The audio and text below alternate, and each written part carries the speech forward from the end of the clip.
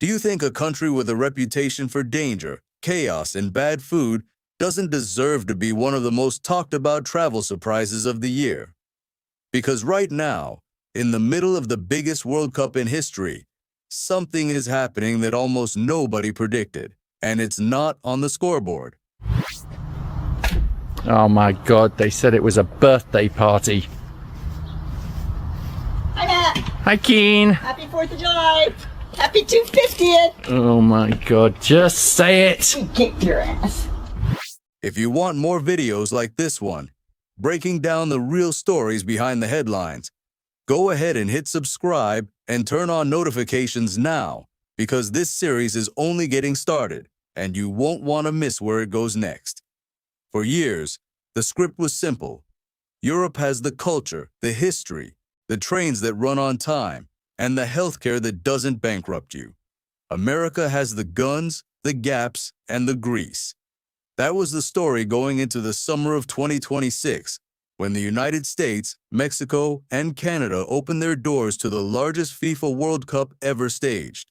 48 teams, over 100 matches, and millions of visitors landing in cities most of them had never planned to see. Joking about how snobby Europeans can be, so don't worry, I will use the AC. But I took you guys' advice, and now I go for walks in the morning, which is like so weird because my body is so slow in the morning, but I just have to get used to it because during the day, 16 host cities across 3 countries were suddenly hosting the world, and more than 1 million international visitors were expected to pass through American soil alone before the final whistle. What nobody fully accounted for was what would happen when all those preconceptions met the actual country. In small towns and gas stations and stadium parking lots, far away from the postcard version of America that usually gets exported in movies. The first thing that cracked the narrative wasn't the football, it was the people.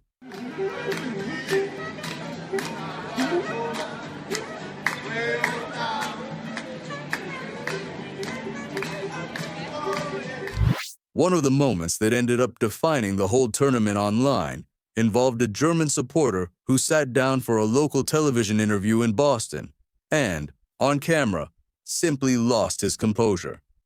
He had come into the country bracing for the version of America he'd absorbed from years of news coverage, a place defined by crime and division and short tempers.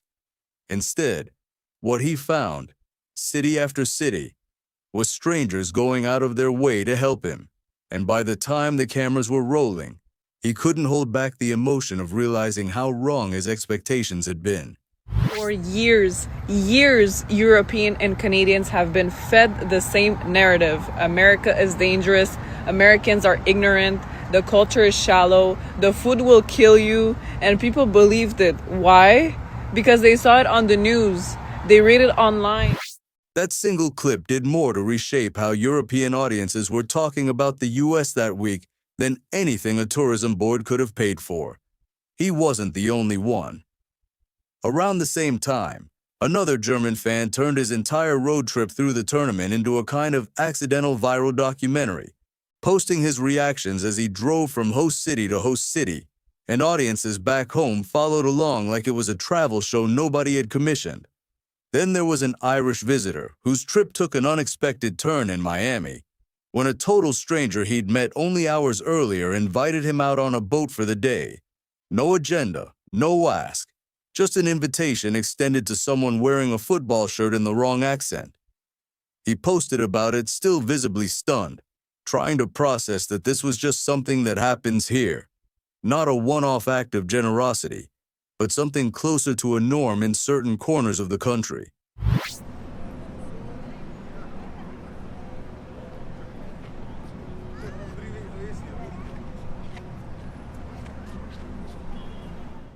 Would you take that offer from a total stranger? Or would 2 decades of travel safety advice make you politely decline and regret it later?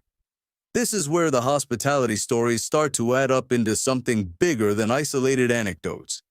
Commenters under these videos kept circling back to the same 2 words, friendlier and healing, which is a strange word to see attached to a soccer tournament, but it kept showing up anyway. One fan described simply driving home from the airport in Seattle and feeling something close to joy at how easy and warm the whole experience was. A reaction that had nothing to do with goals or trophies, and everything to do with how it feels to be a stranger somewhere and have that status quietly erased by the people around you. I am gobsmacked. It's beautiful. You do this every year? Yeah, every year. Happy 4th of July! America, thank you so much for a wonderful 4th of July. Happy 4th of July, everybody! None of this proves that every corner of the country operates this way, and it would be dishonest to pretend a few weeks of tournament footage settles a decades-old debate about American social norms. But it does mean that whatever story these visitors expected to tell when they landed, it wasn't the one they ended up telling. Some of it was smaller than grand gestures. It was restaurant staff going out of their way to recommend a local spot no guidebook would mention.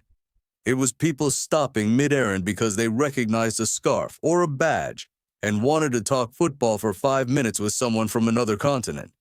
Compare that to the more reserved, transactional tone that a lot of first-time American visitors describe encountering in parts of Northern and Central Europe, where politeness exists, but warmth towards strangers tends to be something you earn slowly, over time, rather than something offered by default to whoever happens to be standing next to you at a bar.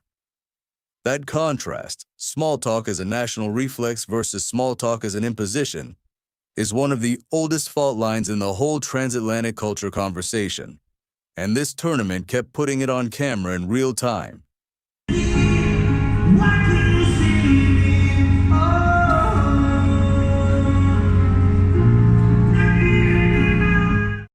Then there's the scale of the place itself, which almost every visiting fan seemed to hit like a wall at some point in their trip. Take something as mundane as a gas station. In much of Europe, a fuel stop is a narrow kiosk with 2 pumps and a rack of cigarettes. In Texas, the largest buc-ee's location on record spans more than 75,000 square feet with 120 individual fueling positions, a car wash stretching over 250 feet, and a food counter slinging fresh brisket to a line of customers that never seems to end. For context, a typical regional gas station chain runs around 7,000 square feet, which makes the biggest buc-ee's roughly 10 times larger, and customers there linger inside for an average of nearly 21 minutes, almost double the time shoppers spend at a standard convenience store. Because it isn't really a gas station anymore. It's a destination in its own right. Multiple European visitors filmed their own bewildered tours through places like this during the tournament, treating a rest stop like a tourist attraction. Because by any European standard, it functionally is one. That sense of scale doesn't stop at the pumps. Supermarkets sprawl over floor space that would count as a small airport terminal elsewhere. Portion sizes at diners and barbecue joints routinely dwarf what's considered a full meal in most European cities. Highways stretch for hours without a single town breaking up the horizon, and stadiums built for American football get repurposed for soccer crowds that still look small rattling around inside them. In the USA, that shocked Germans. Air conditioning. Okay, listen, as a German living in the US, nothing prepared me for the indoor AC situation. In America, it can be 100 degrees outside. And the moment you step indoors... Would you rather live somewhere compact and walkable, where everything you need is within a 20-minute train ride? Or somewhere so vast that a single state can contain more land, more biodiversity, and more contradictions than half a continent back home? Because that's the trade-off a lot of these visitors were confronting for the first time. Not in the abstract, but standing in a parking lot the size of a small-town square. Nature only reinforced that sense of humbled expectations. The U.S. National Park System recorded more than 323 million recreation visits in 2025 alone, and that was actually a slight dip from the record year before it, when the system topped nearly 332 million visits despite a lengthy government shutdown disrupting operations. The Blue Ridge Parkway alone drew over 16.5 million visitors in a single year, more traffic than some entire European countries see from tourists in the same period. The Grand Canyon pulled in over 4 million visitors on its own, a single canyon accounting for a bigger single-site draw than most national landmarks across the Atlantic. 26 individual parks set new visitation records that year, even with staffing cuts and a 43-day federal shutdown working against them. For a continent used to measuring its natural wonders in tidy afternoons, the sheer geographic size of American wilderness, the time zones you cross just driving between two national parks, tends to land as a genuine recalibration rather than a mild surprise. Safety was the stereotype that took the hardest hit over the course of the tournament, and it's worth being precise about why. The German fan who broke down on camera in Boston said explicitly that he'd arrived worried about finding the dangerous, crime-riddled country he'd heard described back home, and instead found something that upended that framing entirely, at least in his own direct experience. That doesn't erase the broader, more complicated national conversation around crime and gun violence that shows up in international coverage of the U.S. every single year, and it would be misleading to pretend one tournament settles that debate. What it does show is a gap, sometimes a wide one, between the country as it gets summarized in a headline and the country as it's actually experienced on the ground by someone walking through a fan zone in Atlanta or a pub crawl in Boston. Would you trust the headline or the guy standing in the stadium telling you neither one of them, German or American, is the villain the other side made them out to be?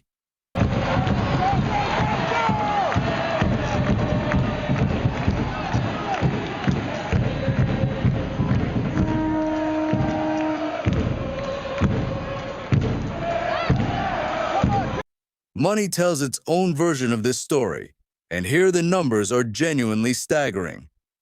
Independent economic analysis pegged the tournament's group stage matches alone, just 5 games in June, at over $1.2 billion in direct visitor spending and a total economic impact north of $2 billion, numbers that didn't even include the knockout rounds or the final. Zoom out to the full projection for the U.S. portion of the tournament, and forecasters estimated roughly 1.24 million international visitors spending an average of over $5,000 per person, about 1.7 times what a typical international traveler spends on a normal trip, adding up to something in the range of $6.4 billion in tourist spending inside the United States alone. Globally, FIFA and World Trade Organization economists projected the entire tournament could generate somewhere between $40 and $80 billion in worldwide economic activity, making it arguably the most economically significant sporting event ever staged. That is not a small country punching above its weight. That is the scale of infrastructure and consumer capacity that let one event absorb millions of extra visitors without the system visibly buckling.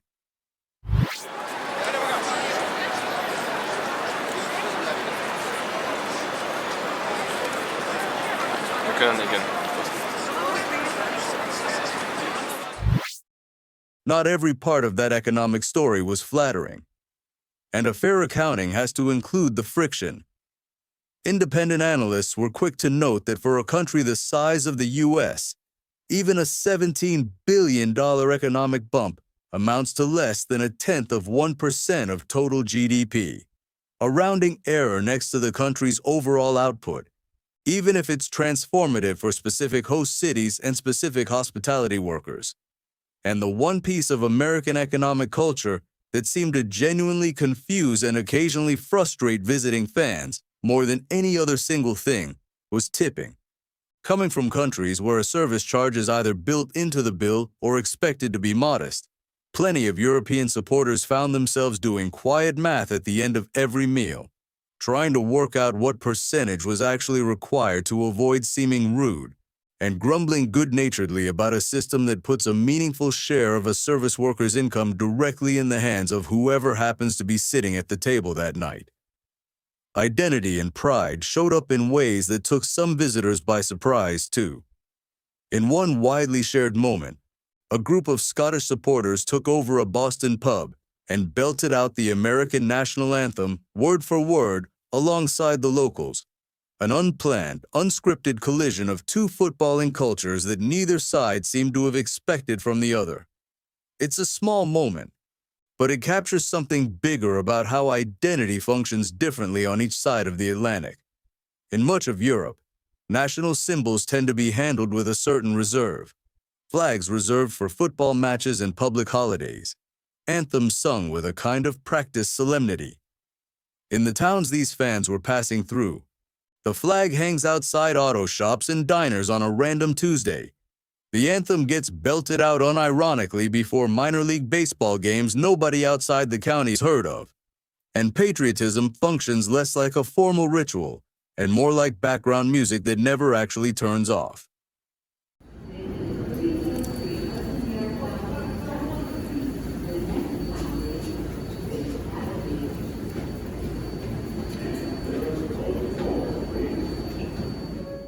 Would you rather that quieter, more occasional relationship with national symbols, or the loud, constant, slightly overwhelming version that a lot of these visitors kept filming with a mixture of confusion and, eventually, genuine affection?